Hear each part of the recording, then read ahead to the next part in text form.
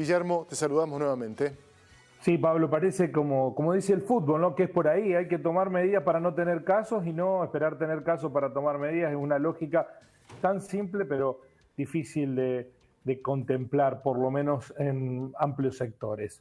Vamos a dar vuelta a la página para ocuparnos de lo que ocurre políticamente en el continente americano, sobre todo en Sudamérica. Ya hablábamos días pasados de lo que sucede, no está zanjado aún, no ha terminado en Colombia, un proceso de rebelión social en que está liderado por los jóvenes, pero que ha sumado muchísimos sectores y que pone en jaque al gobierno de derecha de Iván Duque.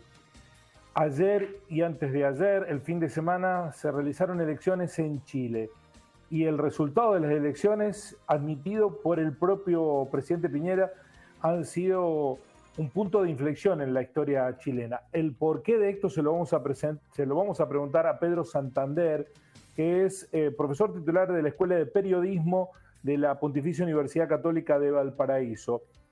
También es investigador y periodista. Hola Pedro, un gusto, lo saludamos desde Argentina, desde la ciudad de Río Cuarto, en Córdoba. Gracias por este contacto. ¿Cómo te va, Guillermo? Gracias a ustedes, un gusto estar con ustedes, con Córdoba. Bueno, ¿nos puede explicar qué pasó ayer y qué horizonte abre hacia el futuro?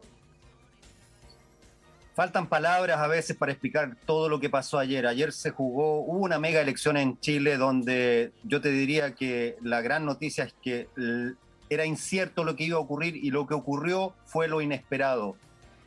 Los partidos que vienen gobernando en las últimas décadas en Chile, la derecha y el centro, fueron los grandes perdedores.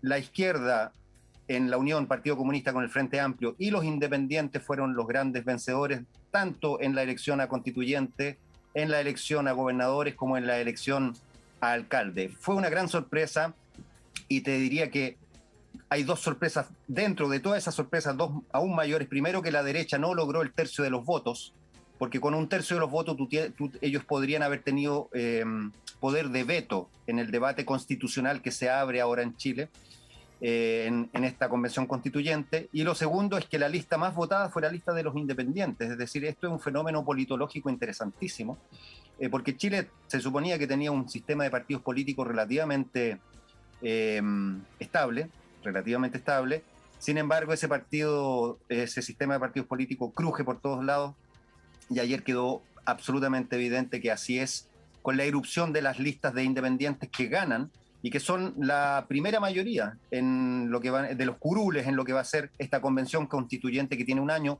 para redactar la nueva constitución en nuestro país. En ese año, Pedro, van a caer las elecciones, digamos, este resultado se puede emparentar con lo que viene en Chile y preguntarte como subordinada, ¿quiénes son los independientes? Así es, mira, en primer lugar, efectivamente, como tú bien dices, Guillermo, en noviembre hay elecciones presidenciales en Chile. Si los números se mantienen, el candidato del Partido Comunista, Daniel Jadue, apoyado por el Frente Amplio, corre como absolutamente favorito. El Frente Amplio y el Partido Comunista en una unidad que se llama Unidad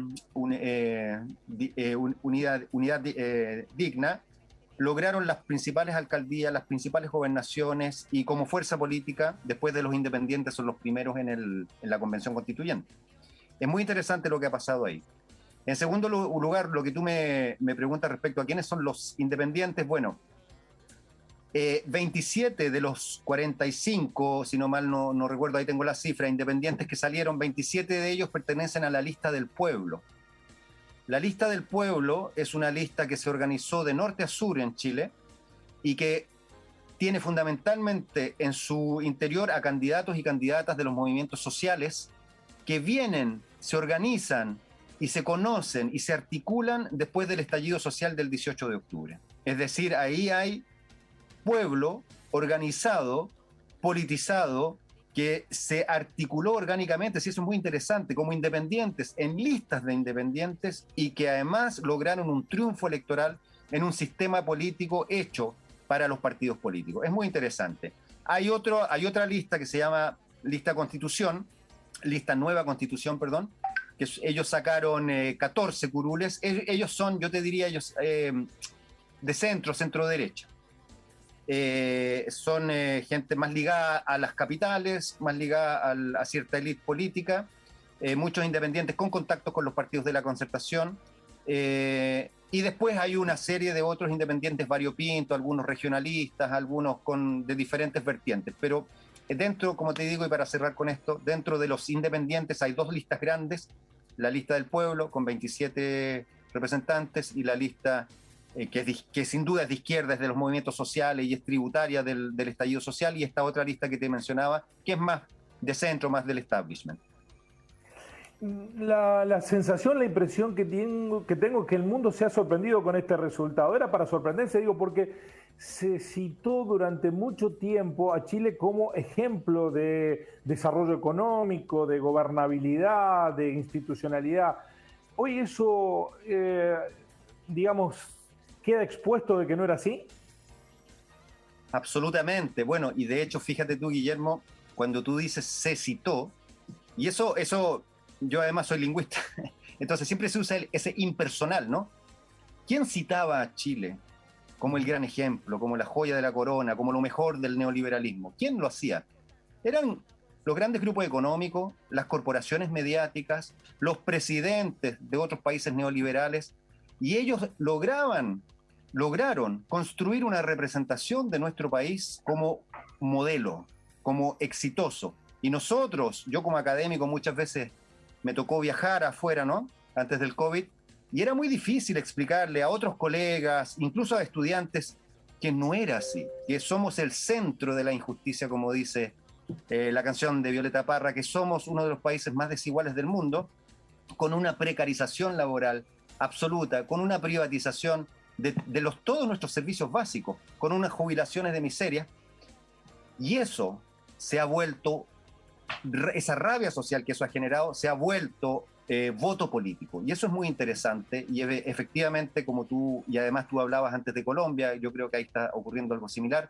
Eso ya no puede ser un modelo para el neoliberalismo, eso es hoy un modelo más bien para impugnar al neoliberalismo y escribir, no sabemos cómo va a terminar esto, escribir una sociedad, ojalá, y yo creo que es difícil que no sea así, una sociedad post-neoliberal que en Chile estamos construyendo. Y para finalizar, Pedro, estos grupos que lograron imponer el relato de Chile Ejemplo no se van a quedar de brazos cruzados ahora con este viraje ideológico que está produciendo el país. ¿Vienen tiempos convulsos en Chile? Bueno, tú lo dices, ¿no? Mira, yo creo que no hay nada que asuste más al establishment que una ciudadanía, un pueblo politizado. Yo creo que no hay nada que lo asuste más, porque un pueblo politizado tiene una tremenda capacidad de masticar la información que llega, ¿no es cierto? Nosotros tenemos un sistema mediático tremendamente concentrado, y realmente toda la campaña que hubo de parte de las corporaciones mediáticas no hicieron mella en el voto popular. Vienen reacciones, como tú bien dices. Hoy el dólar empezó a subir, subió 10 pesos, venía en caída hace más de medio año, hoy se empezó a subir, la bolsa de valores cayó en un 10%, JP Morgan dijo que Chile seguramente va a haber consecuencias en el riesgo país de nuestro país, que JP Morgan ya lo está advirtiendo. Es decir, sin duda que vienen muchas reacciones. Nosotros en Chile tenemos historia, tenemos experiencia en eso, con Allende claramente así fue. Habrá que ver cómo toda esta fuerza popular que emergió ayer, cómo las candidaturas que están consolidándose se van a preparar justamente para hacer frente a una campaña que va a activar el miedo. Ya lo hizo y ya lo está haciendo con el tema Chilezuela, ¿no es cierto?, con el fantasma de Venezuela, rápidamente lo están haciendo. Pero como te digo, por otro lado tenemos una ciudadanía muy politizada que está discutiendo de política, que se está interesando nuevamente en participar, y eso creo yo que es el mejor antídoto contra todas las campañas de miedo, del terror, que ya empezaron en Chile y que sin duda se van a agudizar de aquí a las presidenciales de noviembre. un dato que dejamos por alto, pero fue buena la participación, mucha gente yendo a votar. Bueno, mira, votó el 43% del padrón electoral. Eso ocurrió en medio de la pandemia, ocurrió en una votación que fue aplazada, esta no era la fecha original, ocurrió en una circunstancia en que se decidió hacer la votación en 2 días, no en uno, nunca había ocurrido eso en Chile. Ocurrió con toque de queda, nosotros desde el 18 de octubre del 2019 estamos con toque de queda y con presencia militar en todas las calles de Chile. Ocurrió con una derecha que trató de desmovilizar, es decir, hubo muchos elementos, ¿no es cierto?, que quisieron o podrían haber generado una mayor desmovilización, una mayor ausentismo electoral. Votó el 43% en el plebiscito de octubre del año pasado, votó casi el 51% del padrón, es decir, votaron 7% menos de personas. Es una elección importante, votó más de 6,5 millones de personas. Creo que, considerando los elementos que dije, no es un mal número. Debería haber sido idealmente mayor, sin ninguna duda. Pero aquí tenemos voto voluntario. El plebiscito de salida, cuando hay que aprobar esta carta que nos va a proponer la Convención Constituyente, ahí el voto será obligatorio, en un año más o menos. Pedro, muchas gracias. A ti, Guillermo, gracias a ti. Bueno, ahí está la realidad del país trasandino con un cambio en procesos que habían acumulado 3 décadas, 30 años, que han tenido este fin de semana un punto de inflexión. América Latina bulle, así son las cosas.